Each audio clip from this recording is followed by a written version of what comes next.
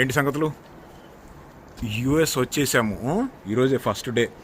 పొద్దున్నే లెగవంగానే పక్కన పొలాలు లేవు, ఇంట్లో మనుషులు లేరు అనుకుంటున్నారు కదా వైఫ్ ఎక్కడుందో అని. ఇండియాలో ఉంది, కొన్ని రోజులాగా వచ్చింది. ఫస్ట్ నేను వచ్చేసా. పొద్దున్న లెగిస్తే పొలాలని, ఇల్లని, ఒక పల్లెటూరు వాతావరణము, పల్లెటూరు విలేజ్ లైఫ్ అంతా మిస్సింగ్ ఇక్కడికి వచ్చిన తర్వాత. పొద్దున్నే లేకపోవటం, వర్క్ చేసుకోవటం, టైం ఉన్నప్పుడు వీడియోలు తీయటం, continuous same repeat life, machine life. అయినా కానీ ఎందుకు వచ్చావంటే చెప్పాను కదా, కొన్ని రోజులు బండి అలా నడుస్తున్నప్పుడు అలా నడవనియాలి. ఎన్ని రోజులు నడిచిద్దో చూద్దాం. బండి 21 days అవుతుంది కదా, ఒకసారి మన మసిల్ని స్టార్ట్ చేసి చూద్దాం. బ్యాటరీ కొంచెం గిలగిల కొట్టుకుంటుంది చాలా రోజుల నుంచి. 4-5 సంవత్సరాలు అవుతుంది బ్యాటరీ మార్చి. ఫస్ట్ అన్లాక్ చేద్దాం. అన్లాక్ కూడా రావట్లేదు, అంటే బ్యాటరీ మొత్తం అస్సం. 2 కీలు ఉన్నాయి, తప్పు కీ పెట్టా. ఏది ఇది అనుకుంటా. ఓకే, అన్లాక్ అయింది. ఆన్ చేసి చూద్దాం. స్టార్ట్ అయిద్దో గిలగిల కొట్టుకుంటుందో. అది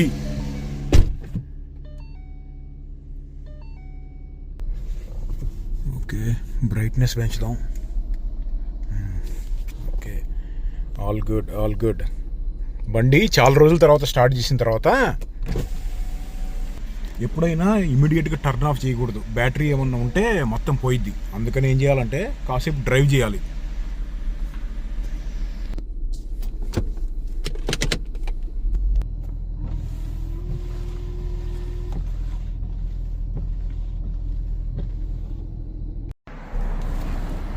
మన బండి మస్టాంగ్ గురించి ఒక 2 మాటలు. ఇండియాలో ఉన్నప్పుడు కొన్ని కామెంట్లు చూశాను, మస్టాంగ్ని మిస్ అవుతున్నావా అని చెప్పి. కారు మంచి కారు, కానీ నేను అంత తొందరగా మిస్ అవ్వను కార్ని. ఎందుకు అంటే బండి అంటే ఇష్టమే, కానీ నాకు మనుషులు, కార్ల కన్నా కానీ మనుషులు ముఖ్యం. కార్లు, వస్తువులు ఇవన్నీ కూడా ఎప్పుడైనా సెకండరీ. ఒక్కోసారి అనిపించిద్ది, అరే మన దగ్గర మస్టాంగ్, మన బండి ఉంటే ఇండియాలో కూడా ఎర్రగా దిగచ్చు హైవేల మీద అనిపిస్తుంది, కానీ అంత తొందరగా అయితే మిస్ అవ్వను. మంచి బండి. కాస్త దుమ్ము కొట్టుకున్నట్టుంది, కొట్టుకొని దుమ్ము ఉంటేనే అందం.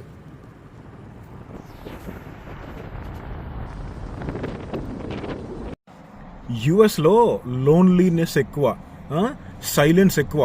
పొద్దున్నే లెగిస్తే, ఇప్పుడు మ్యారేజ్ అయితే మా వైఫ్ అండ్ హస్బెండ్ ఫ్యామిలీతో పాటు ఉంటాం, లేదంటే ఫ్రెండ్స్ ఎవరన్నా చదువుకునే వాళ్ళు లేకపోతే ఇంకా మ్యారేజ్ అవ్వని వాళ్ళు ఉంటే ఉంటారు. అందరూ ఉండటానికి ఉంటారు, కానీ ఎవరి లైఫ్ వాళ్ళదే బిజీ. ఒకళ్ళదొకళ్ళు కలిసి మాట్లాడుకోవటము, తిరగటము.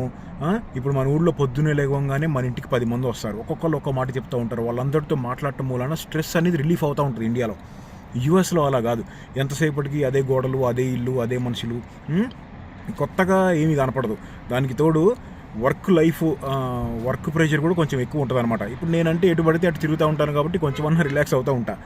ఇన్ని ఆప్షన్స్ ఉన్నా కానీ ఇప్పుడు మనం ఇండియాలో ఆ విలేజ్లో ఆ తిరిగిన అంత కలిసిపోయి అలా తిరిగి అలా ఉండగలిగే లైఫ్ యుఎస్లో ఉండదు.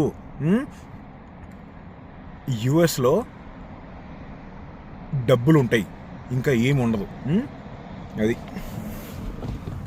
డబ్బులు కాదుగా లైఫ్ అంటే.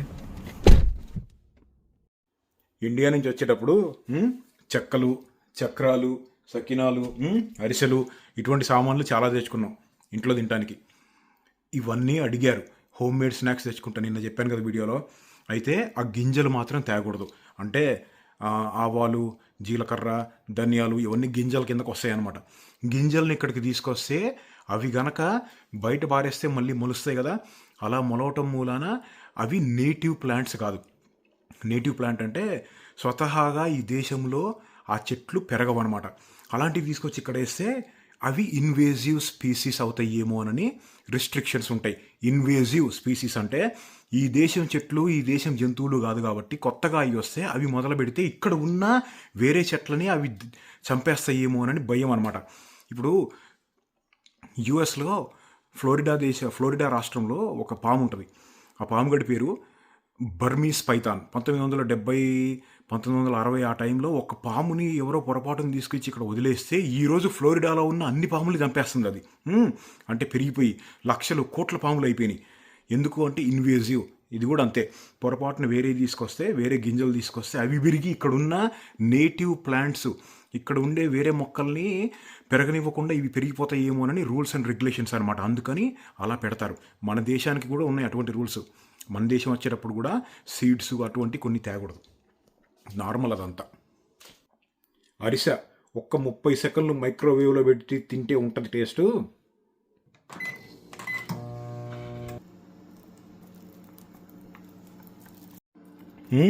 ఉలవచారు ఎంతమందికి ఇష్టం?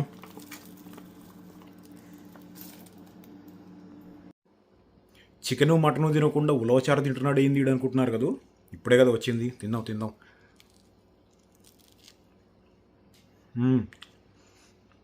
ఇప్పుడే పొయ్యిలో నుంచి చేసి నూనెలో నుంచి కాగి వండేటప్పుడు ఇస్తారు కదా, అది ఎలా ఉంటుందో ఎగ్జాక్ట్గా అంతే ఉంటుంది టేస్ట్ మైక్రోవేవ్లో పెడితే. అబ్బా, కలుపుతుంటేనే వచ్చేస్తుంది స్మెల్. మీగడ లేదు అంటే ఇంకా బాగుండేది. నిన్న సాయంత్రం దిగాను కదా, దిగినప్పుడు యుఎస్లో ఇమిగ్రేషన్ అనేది ఉంటుంది, పోర్ట్ ఆఫ్ ఎంట్రీ అని కూడా అంటారు. అంటే యుఎస్లో లోపలికి మనం వచ్చేయటానికి కావాల్సిన డాక్యుమెంట్లు ఉన్నాయా లేదా అనేది అక్కడ చాలా క్లియర్గా చెక్ చేస్తారు. ఏ మాత్రం తేడా ఉన్నా అట్నుంచి అంటే టికెట్ ఇచ్చి మళ్ళీ రిటర్న్ లాగాదేంగి వెనక్కి పంపించేస్తారనమాట. ఆ ఇమిగ్రేషన్ అప్పుడు స్టాండర్డ్ క్వశ్చన్స్ అడుగుతారు. నువ్వు యూఎస్ ఎందుకు వస్తున్నావు, గ్రీన్ కార్డు ఉందా, H1Bనా, స్టూడెంట్వా, విజిటింగా, 1,00,000 ఉంటాయన్నమాట స్టాండర్డ్ క్వశ్చన్స్. ఎప్పుడూ అది అడుగుతారు. వాటితో పాటు పచ్చళ్ళు తీసుకొచ్చావా అని నేను చెప్పాను కదా వీడియోలో. ఎప్పుడు అడగని ఒక కొత్త క్వశ్చన్ అడిగారు నిన్న నన్ను. ఏంది అంటే, మందు కానీ సిగరెట్లు కానీ తీసుకొస్తున్నావా అని అడిగారు. ఈసారి నేను తీసుకొస్తున్నా, మ్యాన్షన్ హౌస్ విస్కీ బాటిల్స్ తీసుకొచ్చాను కాబట్టి నన్ను అడిగారు. అడిగినప్పుడు వీడు నిజం చెప్తాడా అబద్ధం చెప్తాడా అని. అబద్ధం చెప్పామా అవుటు. అయితే ఎందుకు అడిగారు అంటే, నా దగ్గర ఉంది కాబట్టి. ఇంతకుముందు నేను ఎప్పుడూ తీసుకురాలేదు, అందుకని ఎప్పుడూ అడగలేదు. తీసుకొచ్చాను కాబట్టి అడిగారు. నేను తీసుకొచ్చిన విషయము ఇమిగ్రేషన్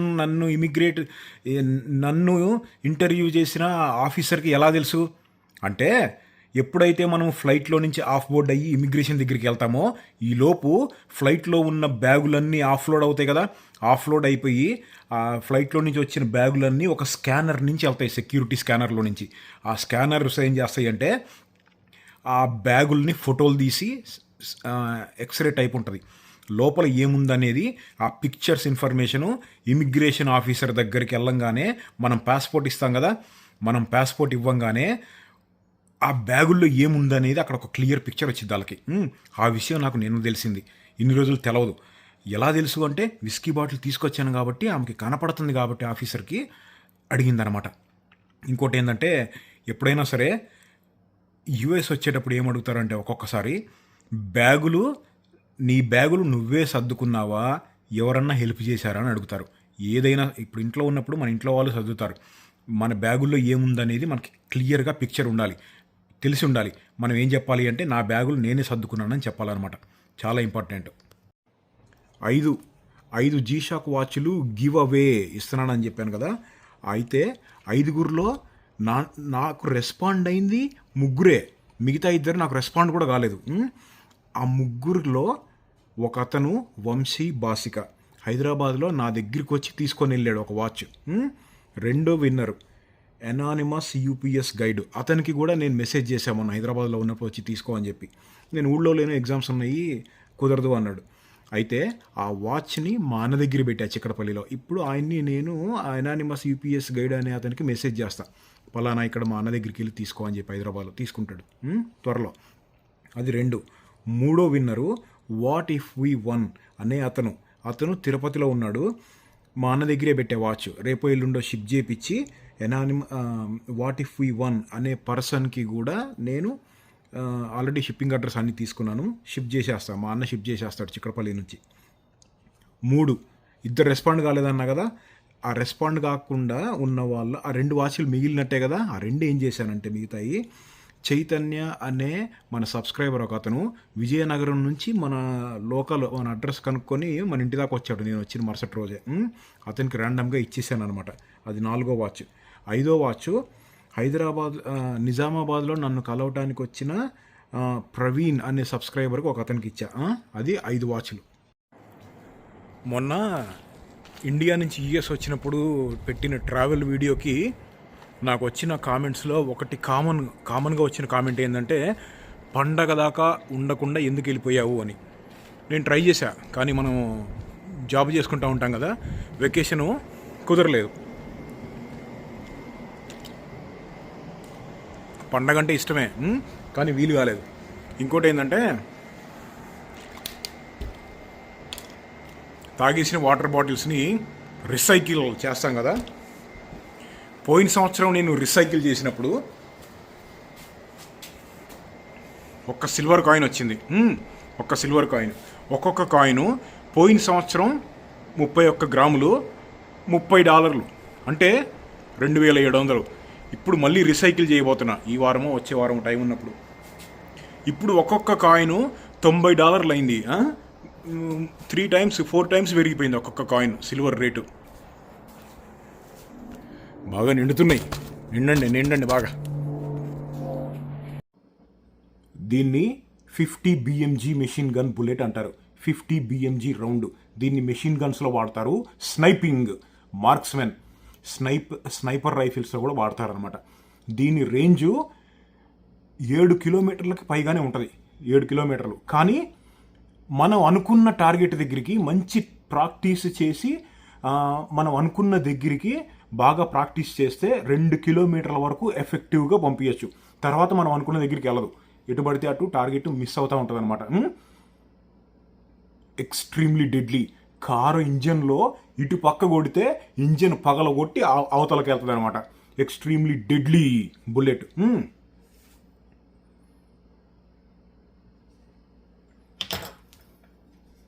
ఇది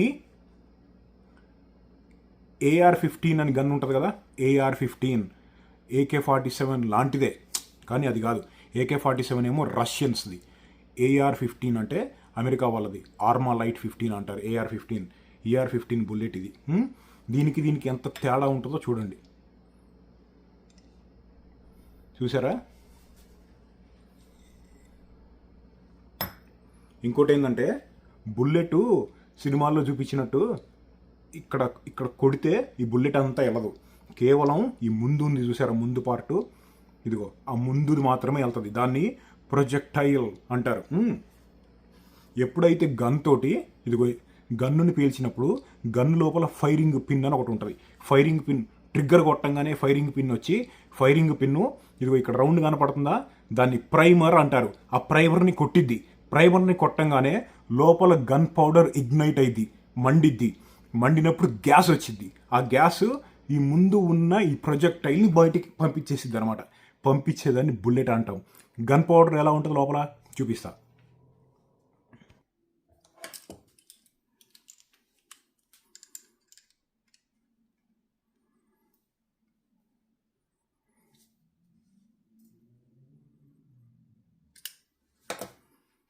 ఇదిగో బయటికి వెళ్ళేది ఇది, దిగేది ఇది గన్లోనే ఉంటుంది.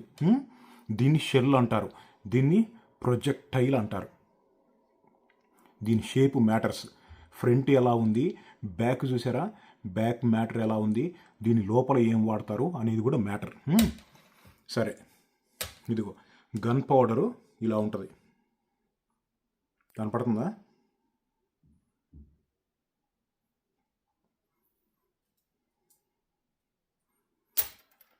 ఇదిగో ఇది గన్ పౌడర్. ఇది మండిద్ది. ఇది మండి దీన్ని బయటికి నెట్టేసిద్ది.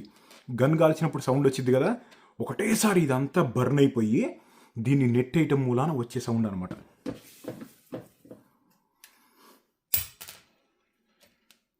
ఇది షార్ట్ గన్ బుల్లెట్. ఇది కూడా ఎక్స్ట్రీమ్లీ డెడ్లీ.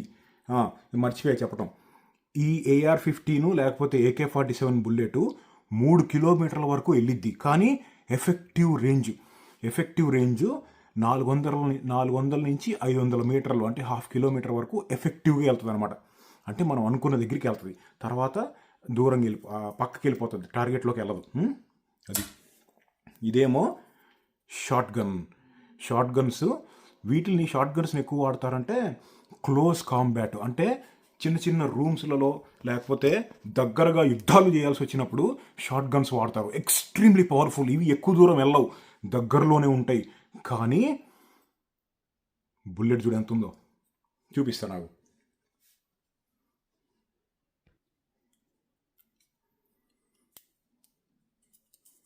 ఇది ప్లాస్టిక్ పైన, అవేమో బ్రాంజ్, ఆ ముందు ఏమో బ్రాంజ్.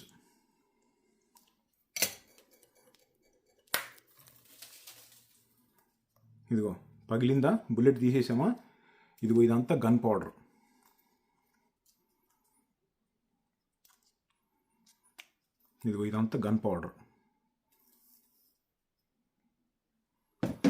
దీనికి కూడా అంతే, ఇందాక చూపించినట్టు ఇదిగో దీన్ని కొట్టిద్ది గన్ను ట్రిగ్గర్ పేల్చినప్పుడు ట్రిగ్గర్లో ఉండే ఫైరింగ్ పిన్ వచ్చి దీన్ని కొట్టంగానే ఇది బర్న్ అయ్యి లోపల ఉన్న గన్ పౌడర్ని అంటించిద్ది అనమాట. సేమ్ ఇంతే. అప్పుడు ఇదిగో ఇక్కడ బుల్లెట్ ఉందా, ఇందాక గన్ పౌడర్ చూపెట్టానా, ఇదిగో ఈ గన్ పౌడర్ ఉంటుంది కదా, బుల్లెట్ని గన్ పౌడర్ని సపరేట్ చేస్తా. షార్ట్ గన్ బుల్లెట్కి మధ్యలో ఇంకో లేయర్ ఉంటుంది, దీన్ని వాడ్ అంటారు. మామూలు AK-47 బుల్లెట్స్కి 50 BMGకి ఆ మధ్యలో అది ఉండదు.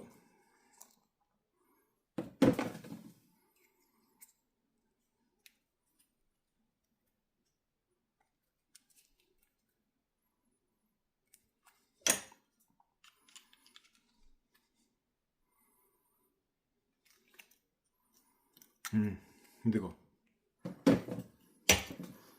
షార్ట్ గన్ బుల్లెట్లో వాడే, షార్ట్ గన్స్లో చాలా రకాల బుల్లెట్స్ ఉన్నాయి. ఈ బుల్లెట్ టైప్ పేరు స్లగ్. ఎంత హెవీ ఉంది చూడు. దీని రేంజు 800 మీటర్లు, కానీ ఎఫెక్టివ్ రేంజు 100 నుంచి 200 మీటర్లు. 200 మీటర్లు. Extremely deadly. షార్ట్ గన్ బుల్లెట్స్లో ఇప్పుడు పక్షుల్ని వేటాడటానికి కొన్ని వాడతారు. అదేంటంటే ముందు ఇలాంటి పెద్ద బుల్లెట్ ఒకటే ఉండదు, చిన్న చిన్న చెర్రాలు ఉంటాయి, చాలా చెర్రాలు ఉంటాయి అన్నమాట, 1000 అటువంటి. ఇంకా కొన్నిటికేమో లావు చెర్రాలు ఉంటాయి, 8 చెర్రాలు ఉంటాయి పెద్దవి. అది ఒక రకమైన హంటింగ్కి వాడతారు అనమాట. ఒట్టిగా బుల్లెట్స్ గురించి కొంచెం చెప్దాం అనుకున్నా. అమెరికాలో హంటింగ్ అనేది legal. Hunting is regulated in America. అంటే ఒక జంతువుని వేటాడాలి అంటే అమెరికాలో గవర్నమెంట్ పర్మిషన్ తీసుకొని లైసెన్స్ తీసుకోవాలన్నమాట. లైసెన్స్ వచ్చిన తర్వాత ఏ జంతువుని పడితే ఆ జంతువుని చంపేస్తాను అంటే కుదరదు. లొకేషన్ కరెక్ట్ ఉండాలి, సీజన్ కరెక్ట్గా ఉండాలి. పలానా ఈ నెలలో ఈ ఏరియాలో ఇక్కడ మాత్రమే హంట్ చేయడానికి అట్లా కొన్ని పర్మిషన్స్ ఉంటాయి, అవన్నీ సరిగ్గా చూసుకోవాలి. ఎక్కువగా వేటాడేది జింకలు, అడవి పందులు, ఎలుకబంట్లు, పూమా, మౌంటైన్ లయన్ అని కూడా అంటారు.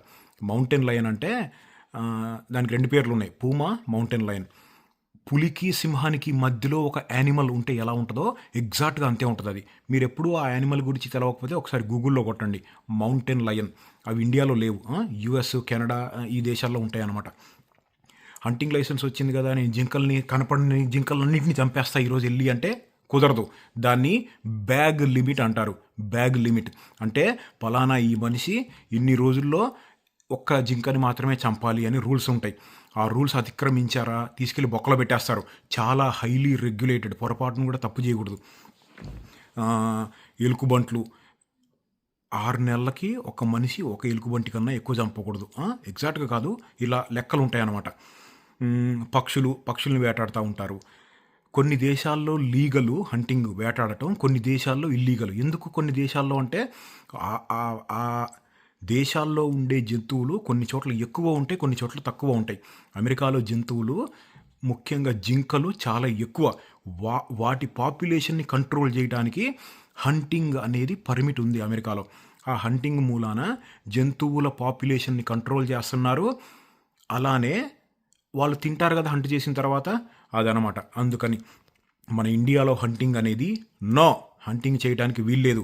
1972 వైల్డ్ లైఫ్ ప్రొటెక్షన్ యాక్ట్ ఏ అడవి జంతువుని కూడా ఇండియాలో చంపకూడదు.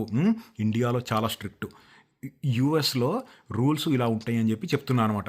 నేను హంటింగ్ని ఎంకరేజ్ చేయట్లేదు, జస్ట్ అండర్స్టాండింగ్ కోసమే చెప్తున్నా. అమెరికా మొత్తం మీద ఉన్న జింకలు అమెరికా గవర్నమెంట్ లెక్కల ప్రకారము 3 నుంచి 3.5 కోట్ల జింకలు ఉన్నాయి అమెరికాలో.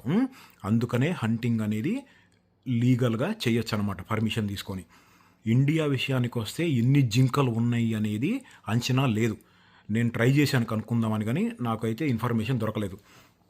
ఎలుగుబంట్ల విషయానికి వస్తే ఇండియా గవర్నమెంట్ లెక్కల ప్రకారము 20,000 ఎలుగుబంట్లు ఇండియాలో ఉన్నాయని చెప్పి ఒక అంచనా.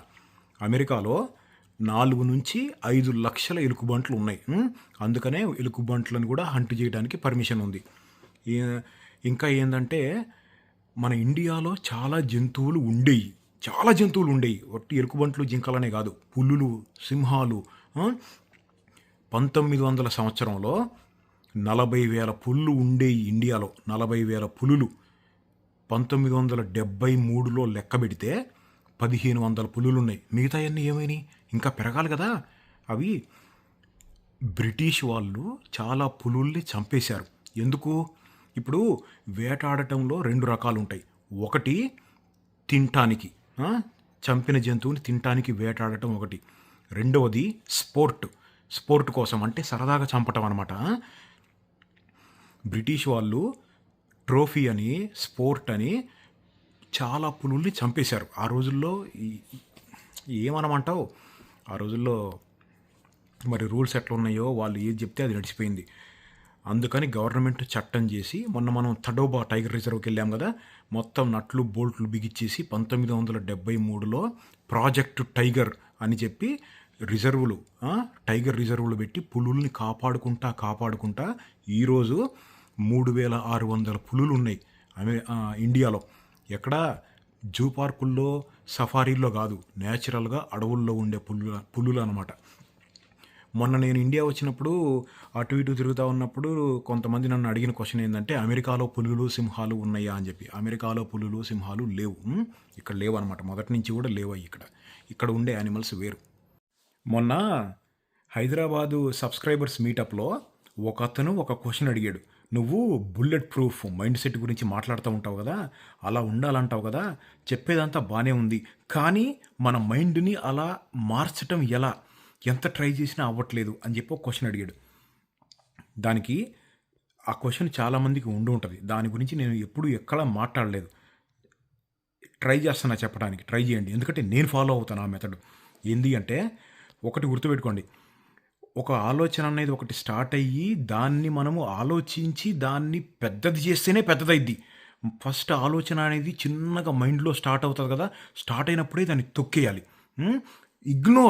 ఇగ్నోర్ వదిలేయటమే, అదే ఆప్షను. ఇప్పుడు ఒకళ్ళని మనము తిట్టాలి అన్నా కానీ నాకు వాళ్ళు నచ్చి ఉండాలి. ఉదాహరణకు చెప్తున్నా, కారు నడుపుతూ ఉంటాం, మన ముందు వేరే వాళ్ళు ఎవరైనా అడ్డదుడ్డంగా నడుపుతున్నా, మీదకి వచ్చేసి వెళ్ళిపోయినా కానీ వాళ్ళ మీద కోపం వచ్చిందనుకో, మనం ఓడిపోయినట్టే. కోపం రావాలి అన్నా కానీ అవతల వాళ్ళు మనకి నచ్చి ఉండాలి.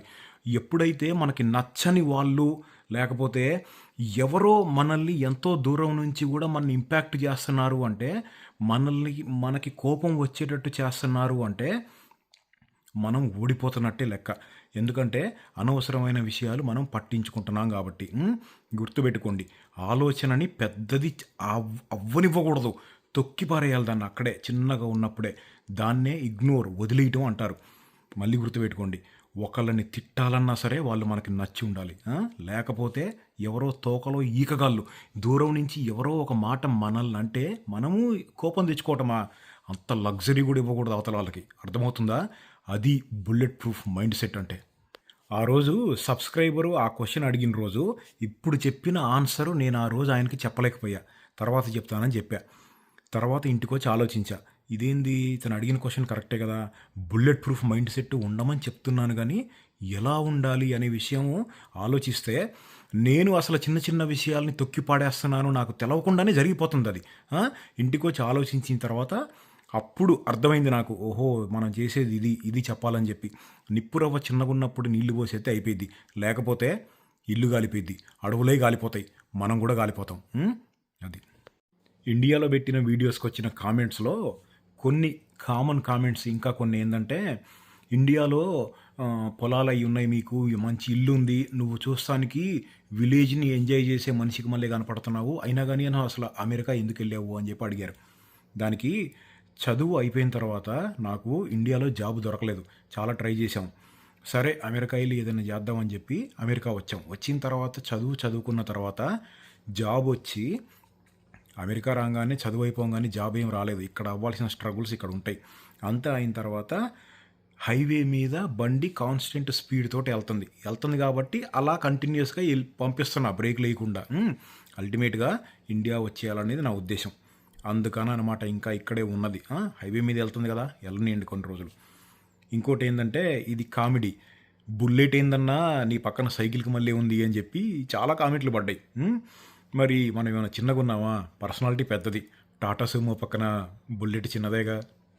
విలేజ్ లైఫ్, సిటీ లైఫ్, ఈ రెండిట్లో విలేజ్ లైఫ్ అంటే నాకు ఇష్టం. విలేజ్లో ఉంటే ప్రకృతిలో ఉన్నట్టు ఉంటుంది, ప్రకృతికి దగ్గరగా ఉన్నట్టు ఉంటుంది. పొలాల్లో తిరగటం, ఆ పక్షుల సౌండు, లేకపోతే ఆ నీళ్ళ వాటర్ సౌండు, ఇదంతా కూడా ప్రకృతిలో కలిసిపోయి దాంతోపాటు ఉన్నట్టుగా ఉంటుంది నాకు ఫీలింగు. సిటీ అంటేనేమో బిజీ లైఫ్, ఆర్టిఫిషియల్గా ఉంటుంది అనమాట. అందుకని విలేజ్ లైఫ్ అంటే నాకు ఇష్టం. మళ్ళీ యూఎస్ వచ్చాం కదా, మరి యుద్ధ విమానాల వీడియోలు మళ్ళీ మొదలు పెడదాం. ఏమంటారు? కానీ మరి మళ్ళీ కలుద్దాం.